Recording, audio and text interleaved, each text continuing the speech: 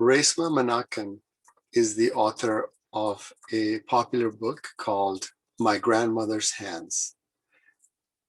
This book, similar to the book by Joy DeGruy, which is titled Post-Traumatic Slave Syndrome, both books are talking about intergenerational trauma and historical trauma, and how that is part of our lives and how it has affected us, how we have received it from the prior generations, and what we can do to heal that trauma. So I did another video on that topic of intergenerational trauma. It's about an hour and 15 minutes long. And this piece goes really well with that. This piece is specifically for white bodies, what Resmaa Menakem calls white bodies instead of white people. So he calls it a practice instead of exercise, that it's a practice that needs to be done over and over again. And he says to, do these reps, and that it will take white bodies 9 generations to get significant results.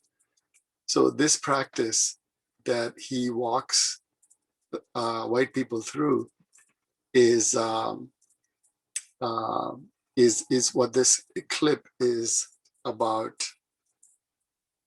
And it's from an interview that Resmaa did with Tara Brach.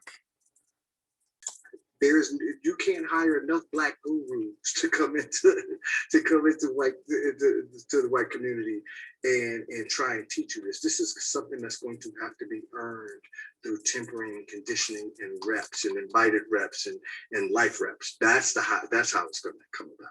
So, I just want to check my understanding here that because you do, there's some brilliant exercises that have me pay attention when I'm with a Black-bodied person and watch what goes on inside me, and watch the fear that comes up. And I always ascribe that fear not to, it's from a past unprocessed trauma of me running away from anti-Semitic people, let's say, or the Northern Europeans that were torturing each other. But I usually think of it like what's coming up in me is, I feel like I did something. I was part of a collective that did something horrific to other people. And those people are, if it was me, I'd be enraged and murderously angry. And that's the fear that the other is going to be, that the Black-bodied person is just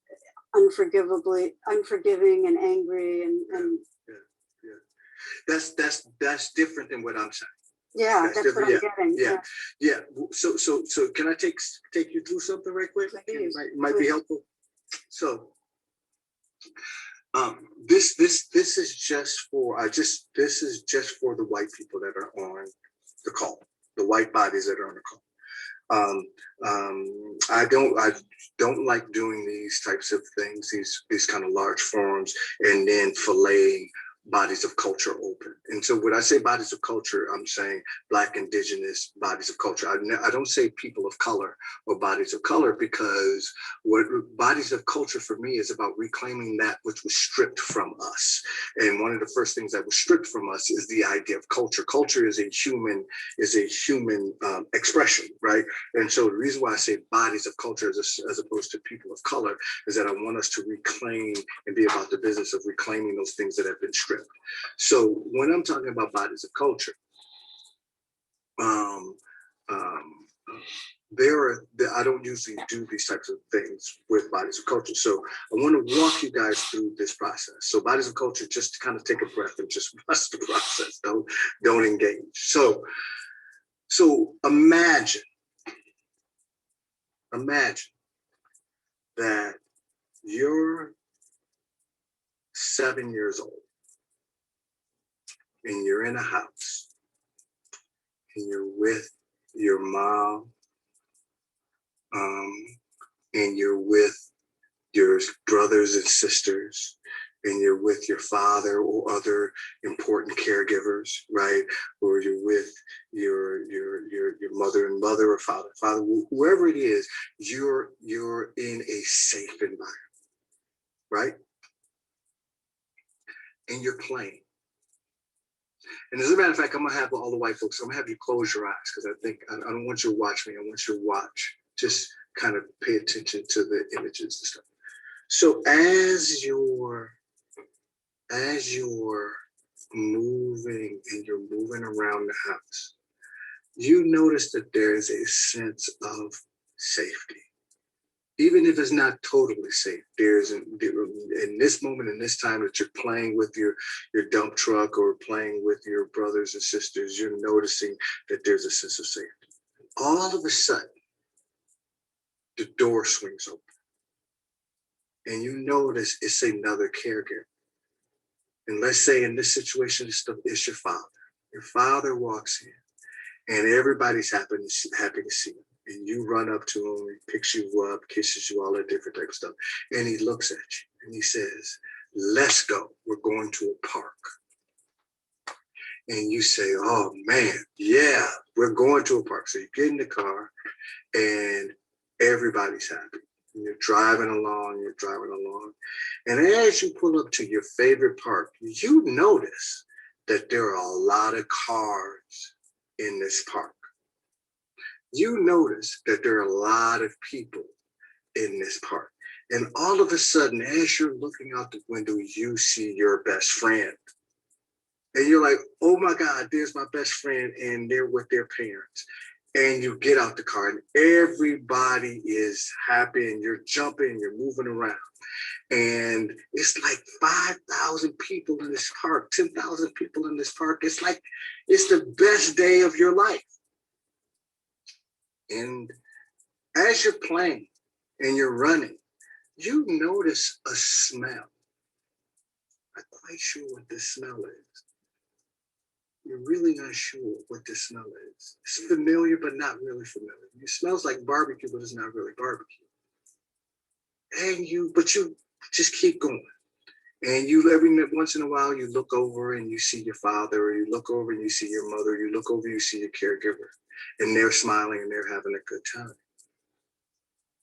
And then your father comes to get you, takes you by the hand, and you look up at him and he looks down at you and you smile and you know, this is my dad, and this is the person that loves me, and this is the person I love.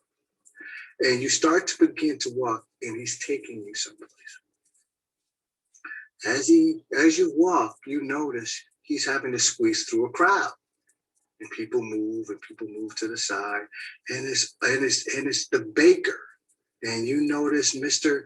Kravitz, who is the butcher, and you notice Mrs. Johnson, who does the flower arrangements for the church, and you notice all of these people in there.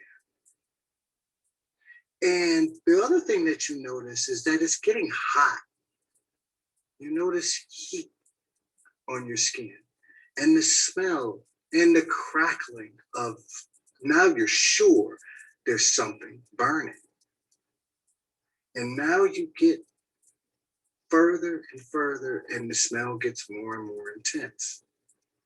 And the crowd opens up, and when you're standing there, and your dad has his beautiful, loving grip around in the small of your back now, and he wants to show you something. And when you open your eyes, there's 3 Black men there who have just been lynched.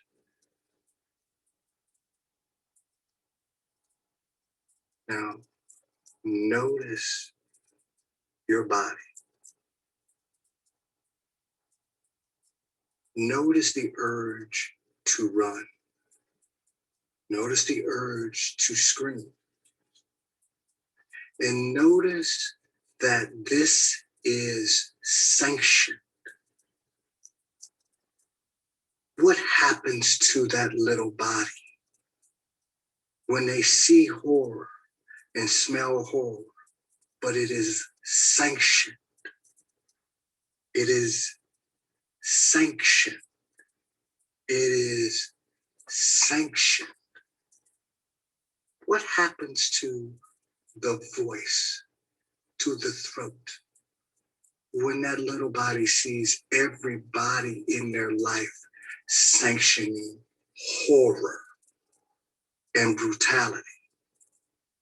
How many of those little bodies became police, morticians, college professors, sheriffs, clerks, cab drivers, Supreme Court justices, street sweepers, janitors, bakers, butchers? How many of those little bodies lived on and had children, and that was never resolved?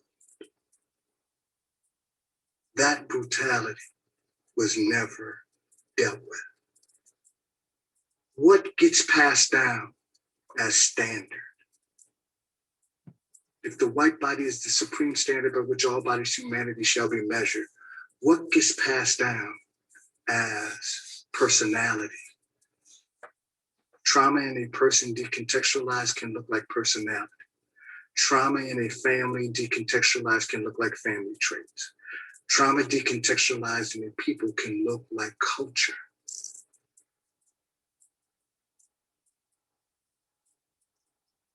Now open your eyes. Look around the room. Orient. Look behind you. Look up. Look down. Look around. Find the exits and the windows. You are not there.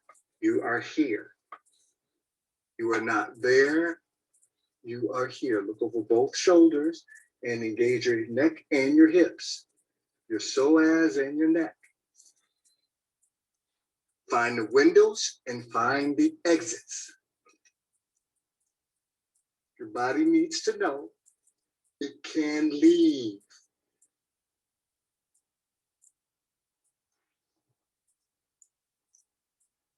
So, did that answer your question? Well, I'm grateful. I'm still, my own body is metabolizing Yeah. in its own way. Yeah. Now, we came out of that, right? Now imagine when I talk about my people, we had the experience of never being able to run or fight for 400 years.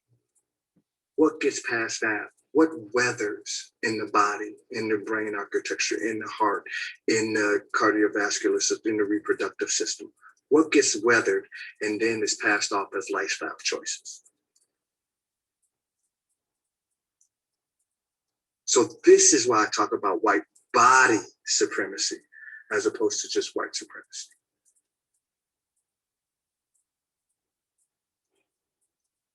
Good breath, good breath.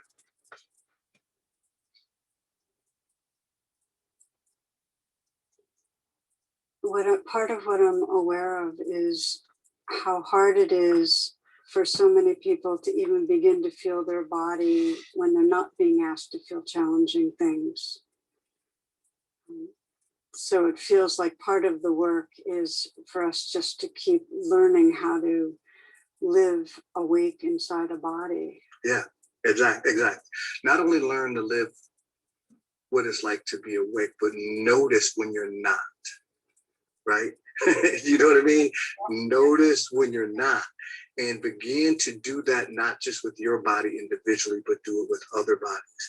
Begin to do these practices. That's why I don't call them exercises, I call them practices, because you got to get some reps in, right? You actually have to practice with both yourself in order for white folks to develop a living embodied anti-racist culture, and they're going to have to practice and get reps in specifically around race, right? In order for us to usher in a somatic abolitionist culture, you're going to have to spend some. This is why I say for white folks, it's going to take at least 9 generations of collective work before they even are able to touch this. You do. So it's going to take 9 generations for white people to do these practices.